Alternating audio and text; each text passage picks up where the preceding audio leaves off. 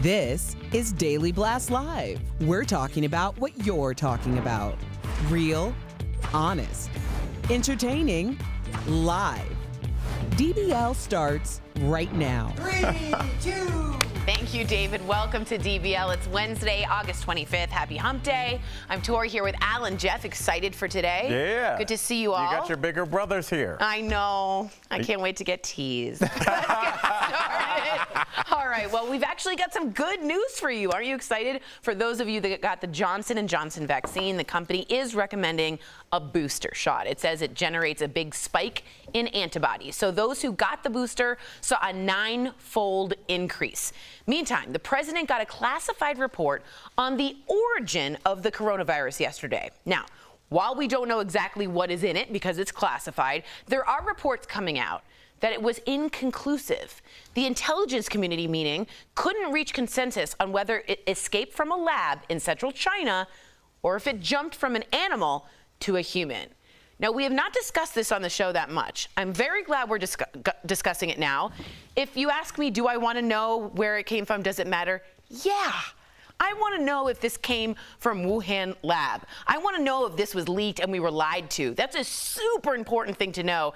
And I also know that some people have claimed this has come from a lab for a long time ago because it already mutated into human form. It was ready for humans as it was leaked out. What do you think, Jeff? This is, I'm glad we're talking about it too, because there's a lot to say. Yeah. I think at the front of this whole thing is Donald Trump. If Donald Trump said it came from a lab, people hate Donald Trump so much that they don't care about the truth. They just don't want to believe whatever Donald Trump says. So a lot of that argument is just putting down, Donald Trump cannot be right. It definitely did not come from a lab, and that's where a lot of this is coming from. Now, if you could put politics aside and just ask yourself, where did this come from? The whole world should want to know where this came from. There's a lot more science pointing it came from a lab than it did jump from an animal, because you said it was already progressed in its virus. And we've done this all the time, and there's questions, should we work on viruses? It's a very dangerous situation to work on a virus and perhaps leak that to the outside world. Again, this is all alleged. There was a case, remember last February is when it kind of hit the world? There was a case in November that a worker from that lab, again, alleged, his wife had coronavirus. Wow. So this is the story that he took it outside that lab, she got it, and that's where it came from. But there should be some sort of repercussions, I think. I don't want to start a world war here, but we should know as American people, as Brazilian people, wherever you are in the world, where this came from. As Chinese people. Exactly. And if Donald Trump said it, it should have no issue on that. Donald Trump's gone. Let's worry about where it came from. I agree with you for the first time in a decade. I'm leaving. I'm done here. Yeah, what more can you do? Honestly, I agree that we should find out where it came from. But, and this sounds weird to say, I watched that movie Contagion. As soon as Contagion, not Contagion. He watched it in French. Sorry. Contagion, and that it jumped from an animal to a human being. Now, either way, we do need to understand for scientific purposes how we got here. What the problem is, and what is going to be our problem going forward, is that because of this virus, politics and your worldview and science are now intermixed. It used to be where, Jeff, you had the flu. You call your doctor. They take care of you. Now it's like, I have the flu. Who gave this to me? Is it the guy in line? Wait, the president's saying avoid these people. Now some people are getting hit. Now it's just this weird thing. And I used to be, because I worked in science, science is full of nerds. Quiet dudes, quiet men and women in boring labs with no music playing, looking at microscopes. And now it's this big world thing. So I think there are two things that we need to tackle as a society. One, how do we go forward from this and learn from this scientifically? And how do we start to unwind the politics from the science, because it's going to hold back the science? Have you guys seen Jon Stewart kind of talk about this on what's the Late Show? Not Colbert, Stephen Colbert's show, Did you see that rant that he kind of did? He kind of had a bit going, but he was kind of telling the truth, right? He's like, the lab name is the same as the coronavirus. That's where they were working. So he kind of had a bit on it, and Colbert, who's very liberal, was trying to suppress that, even though John Daly speaks his mind. He was trying to suppress that because, again, I think it goes back to the Trump thing. Nobody wants Trump to be right. I completely agree with you with everything you said, including the Trump thing. I also think Jon Stewart was really, really close to wanting to say what he wanted to say without saying it. But we do know that it's inconclusive, just so you guys know, I'm being told by my producers, because China is not fully cooperating. When did they ever? And there are reports that are, again, this is all alleged, so everybody have a snack. We're talking. We're spitballing like but U.S. is funding that lab. I don't know if that's confirmed or not, but we are funding that lab in Wuhan. Again, alleged. So there's a lot. Listen, I'm into conspiracy theories. I still want to find out who shot JFK. But the government saying it's inconclusive makes me not trust the government more. I want to see more information. I agree. He also thinks the moon is inside out. That's also that's a story for another time. Oh my God. All right, we got a quick correction to a story we talked about yesterday. According to the Associated Press, these doctors did not walk out of their South Florida hospital in protest. Looks like it. Instead, they say they held an early morning press conference before office hours. And this is important. The intention was to encourage people to get vaccinated. So that is the quick correction there. You do want to make sure, if you're doing a message, that the message is clear, I think. Do you think that worked? Oh, I'm glad we did the correction, whatever it may be. I'm glad we did that. All right. Have you all seen these crazy videos of people doing the milk crate challenge? Well, now the FDA is discouraging people from doing it. And before we show you a warning, don't do this at home or anywhere. Here we go. The challenge reportedly started on TikTok, where someone tries to walk over a bunch of milk crates that are stacked together. This is it. This is the dumbest thing I've ever seen. But people have gotten seriously hurt after the crates give way. So now, in a very rare statement, TikTok has released something saying they prohibit content that promotes or glorifies dangerous acts, and they said they would remove the videos along with the hashtag. Okay, you have a whole almost podcast about this, like losing your life for likes. Right. Talk to me about what you see here. Well, this is what it is, Jeff. I mean, in a world where you can be seen at all times, I've always said that people feel more and more isolated than ever. And it's like, wait a second, I can get people to look at me by walking on some milk crates? Okay, fine. I know they fell, but I'm going to be fine. And even if I do fall, more hits for me. And what people don't understand is, like, you look at those falls, Jeff, it looks like there could be some you have to use this body for the rest of your life. Yeah. The neck. Look at the neck the and neck, the back. the lower back, the shoulder. I know we sound old, but I mean, there were some older people doing these challenges too, and that's what really scared me. I think a lot of them came from like one spot. Yeah. That they just kept doing them and doing them. Listen, when you're young, you do dumb things, right? And I think now you're right. Everybody wants to be famous in some way, whether it's be Insta famous, reality famous. Nobody wants to work for it. They want that video. They want us to talk about it on the news the next day, and they want their name blasted out there. It's all about social points at this point, right? With social media, it's all about how much credit you got, how many likes you got. You're exactly right when you say that. Yeah, but I mean, where was this with the gender reveals? They allowed those to escalate until people started losing their lives. So it's interesting that they chose this one, not the skull breaker challenge or the Tide Pod challenge. TikTok rarely ever intercedes, so you're right. They did choose this one to make a statement and a precedent. I just feel like if I were an alien from outer space and I looked down and saw like Americans like jumping on milk crates, like we look just so silly. And then they turn on the TV and you're hosting a show. They're like, we're out of here. Come back in another millennium.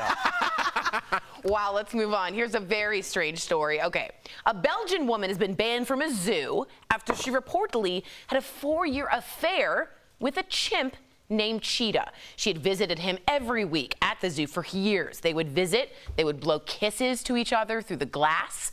The zoo said the special relationship had caused Cheetah to become isolated from other chimps in the habitat. So you know, he would give kisses and talk to her through the glass, not talk to her obviously, but communicate, and the other chimps would ignore Cheetah afterwards. But isn't that how it is when you're in love, Jeff? You ever had a friend that like falls in love and they just disappear? They're not on a group chat, they're not meet up on Friday nights for beers anymore? I think this is what it is. Like, maybe the chimp is in love and he's isolating, getting to know his boo.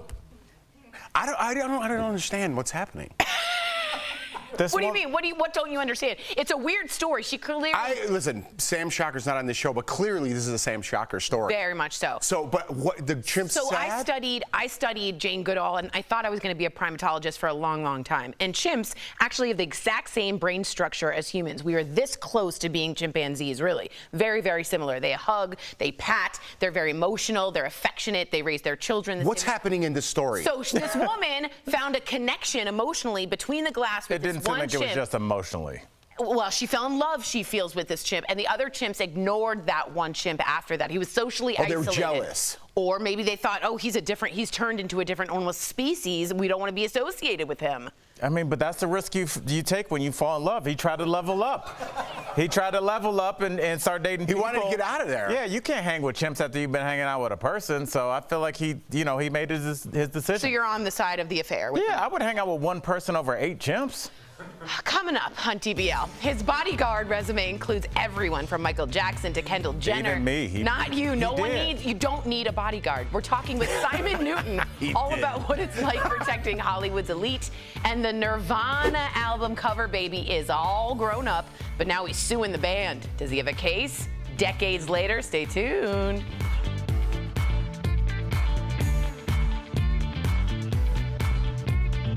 Closed captioning provided by We've all got.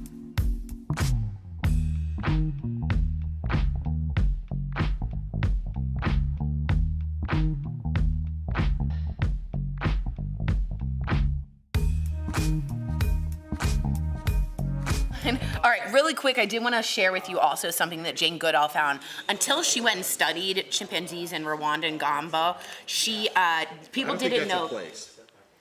Gambia? No, Gambo. It's a chimpanzee preservation that she and Louis Leakey went to, and she studied. And one day, she saw a chimp take a piece of grass, stick it into a termite hole, take it out, and all the termites clung to it and eat it. And it was the first time someone had witnessed a chimpanzee using tools. I got that. Then she noticed they ate meat. They thought they were vegetarian. Turns out that not only do they go for meat, they hunt for meat, much like us. And even more interesting, the males will patrol their borders and get into tribal fights, much like humans, in wars, and kill the children of the other ones. They're very animalistic and warring. And Jane Goodall said that's where this comes from humans. So is her conclusion that we can't get that out of our DNA, the Yes. idea of going to war? She says she thinks humans are more evil than chimpanzees, but she could understand where chimpanzees are coming. Okay. I was just so you're very careful to say Well, allegedly. what made you not want to be a primatologist? Because I really wanted to be a primatologist. I wanted to act like Jane Goodall on TV is what I really realized. I didn't want to be Jane Goodall, but I did want to tell her story, and no one's told it. And I think I'd make a good Jane She had a Goodall. movie made about her? No, that's Diane Fossey, Gorillas in the Mist. This is just some of the She was dangers. killed from poachers, guerrilla Really? poachers, yes, in the 70s. This is what the Nirvana guy. Thank you, Nirvana. Who Look knew at all this Winnipeg. stuff about gorillas and who wanted to? I know I did. Okay, first of all, it's Winnipeg over here, Tiffany. She calls Nirvana, which Nirvana. is really cute. Do you guys have a favorite Nirvana I song? was just noticing the jean jacket thing. First of all, Winnipeg over here. She calls Nirvana Nirvana.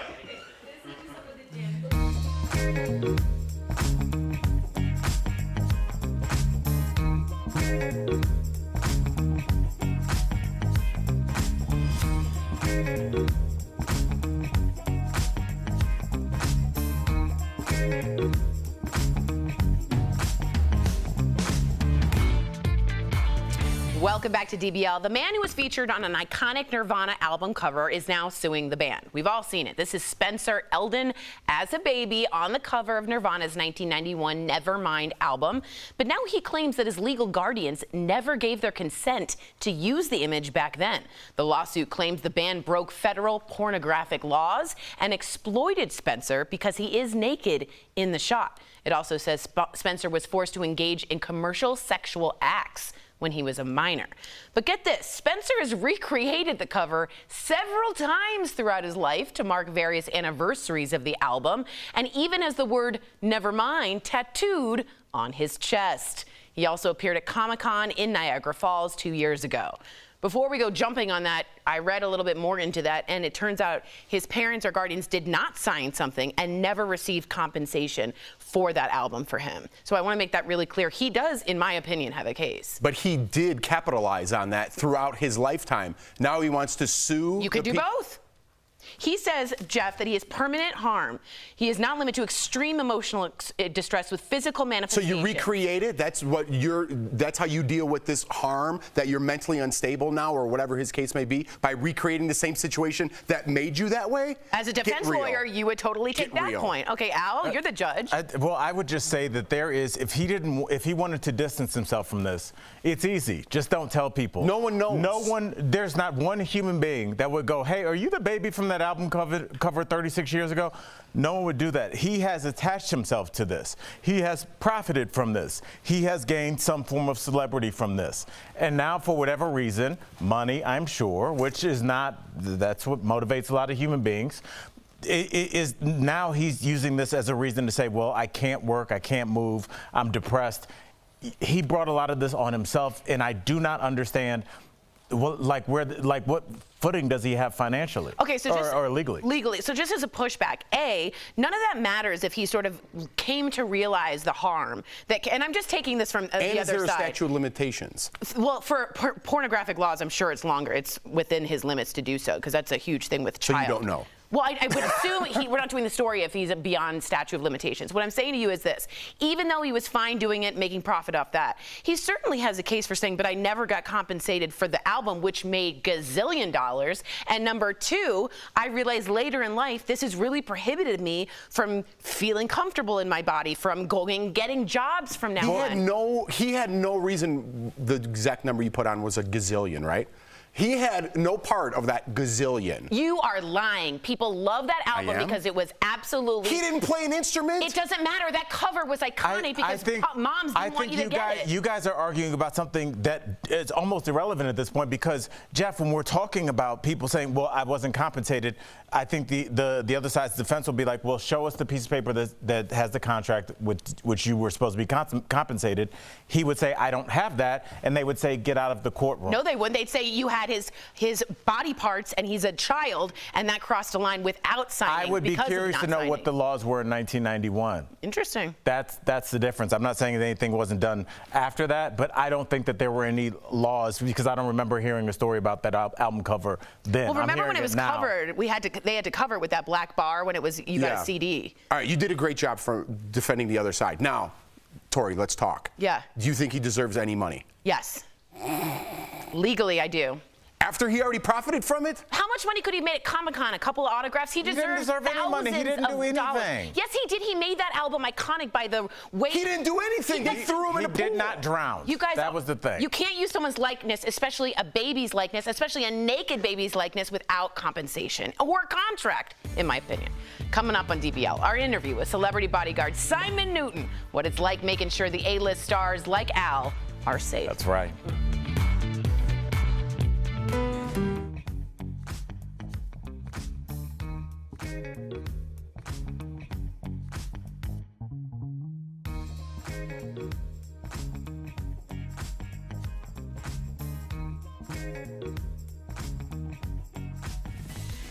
Your student school supply list may be harder to check off this year. Let's connect the dots. Experts say companies that make school supplies are facing the same supply chain issues we're seeing for other products. They're short-staffed, and because of the pandemic, they're having a harder time importing products from overseas. That's leading to a shortage on everything from backpacks to laptops. One of the toughest things to find right now may be your child's back-to-school wardrobe. Parents didn't buy a lot of clothes for kids last year because many of them were learning from home. Well, now clothes are flying off the shelves as kids have completely outgrown a lot of their clothes. All this doesn't mean your kids will have to go to school without pens and pencils or a new pair of jeans. The reality is they may just have fewer choices when picking their school supplies this year. And families will likely need to be flexible in the months to come. Experts estimate these shortages could last until 2022. And that is connecting the dots.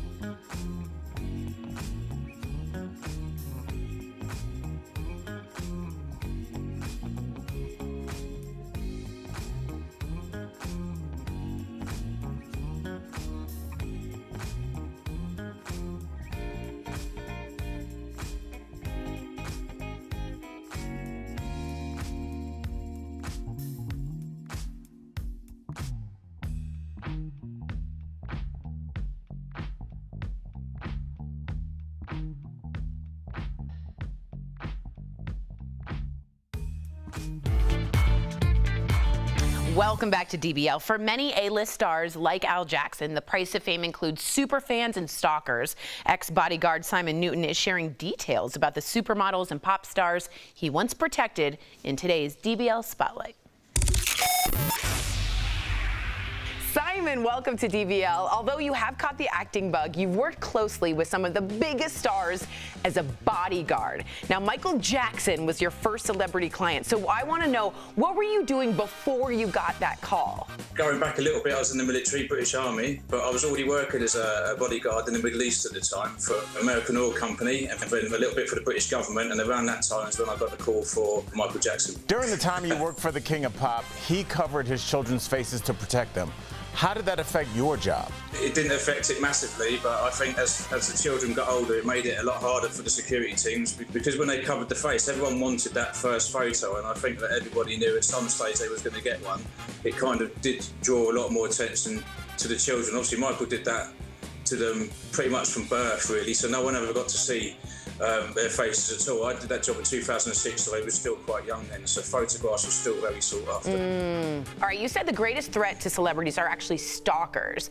And I want to know, how do you spot the difference between just like a super fan and a dangerous stalker? Normally, unfortunately, with stalkers, mental health's often connected with it. But I think superfans are all T-shirts, balloons, nice gifts, and they're just kind of always there. Whereas stalkers, obviously, they're there all the time. Sometimes the gifts aren't so nice. They also often seem to have some sort of, or believe they have some sort of physical attachment, whether it's boyfriend, girlfriend, married, brother, sister, or maybe went to school together. They always seem to have that some sort of physical attachment. What's the most dangerous place as a bodyguard for you to be in? Is it that situation where you're going from the concert venue to the car? Yeah, is it like a walk-up? Yeah, is it like an outdoor situation, or is it like you trying to get to the elevator and it's an enclosed situation? Normally the most vulnerable points are from leaving a place to the vehicle or leaving the vehicle to go into the place. And obviously we try and minimise that risk, so if we can go back of house or to an underground car park and cut that out, we will. I have to have a back door for everywhere I go with so many fans, just so many. There was one guy. There was one man. And he it was my dad. He was just parking next to you. He didn't know who you were. Other than Michael Jackson, what celebrity client presented you with the greatest challenge? Good question. Probably Kendall Jenner or Bella Hadid, mainly because of their sort of model presence. They're very, I mean, the pair of them are probably some of the most packed models today. It's weird because you think of the Jenners really specifically and the Kardashians, and there's a magnetic sense of just people come from everywhere for those people just for the Instagram pic. Am I right? Yeah, and that's the thing. It's not just, I mean, some people are not even sure who they are, you know, what it is or what they do. But they just see them on social media, so they know. But there's loads of different ways you could know celebrities these days, other than seeing them for actually the thing they do now. All right, so before we go, we got to ask a speed round of questions and have you quickly answer. All right, with the name of a former celebrity client. Are you ready? Who is the nicest celebrity you worked with? Bella Hadid. Bella Hadid, that's good to hear. But this is speed, so that means you can't have commentary after every answer he gets. I'm sorry, go. Who was the biggest diva? Biggest Naomi Campbell. Who smells the best, without thinking about it? That's a tough one. I've never really been on a job where I felt like I needed to start sniffing the people I was looking after. But, Simon, thank you so much for joining us. We'll also keep an eye out for you on the big screen. Keep us posted. We'll be right back. Promotional consideration is brought to you by Thrive Cosmetics Brilliant Eye Brightener is your available in a variety of shades. Use it as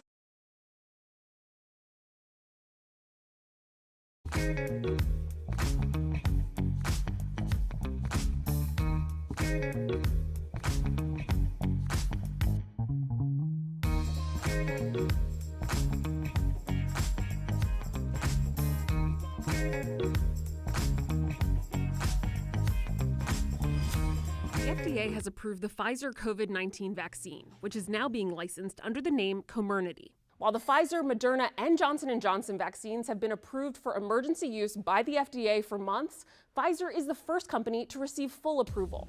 But is that the fastest the FDA has ever fully approved a vaccine? Let's verify. We went to these sources to get an answer. The Pfizer vaccine received emergency authorization on December 11, 2020, based on limited trial data. But to get full approval, Pfizer needed to provide the FDA with more data in the form of a Biologics License Application, or BLA. In May of 2021, the company submitted its BLA with an analysis of 44,000 subjects who had been followed for up to 6 months after the second dose.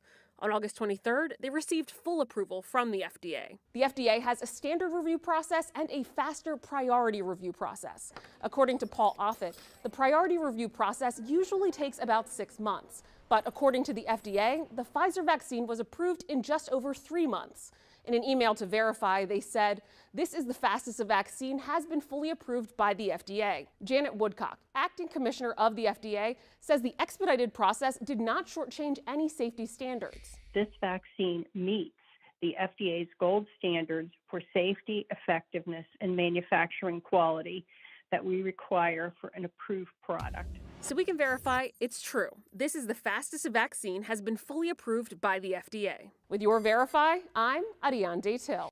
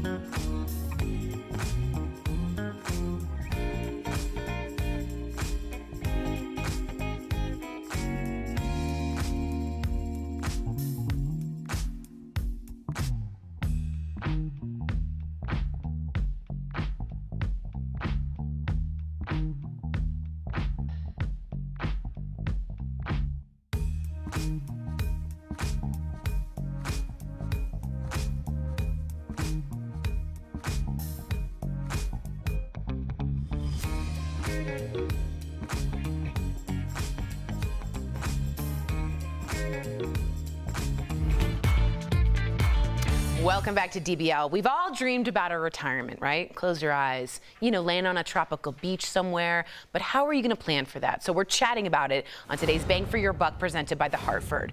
There are 4 easy ways to achieve success in your golden years. First, maintain good physical and mental health. Next, try to have a strong support system of friends and family. And this one is important. Don't let your old job define you. Find your new purpose. Lastly, try to be debt-free so you can enjoy retirement. We've made it easy for you for quality and affordable insurance. The Buck's got your back. The Hartford will be happy to provide you solutions. Call the Hartford at 1-800-683-7108 or visit thehartford.com to learn more.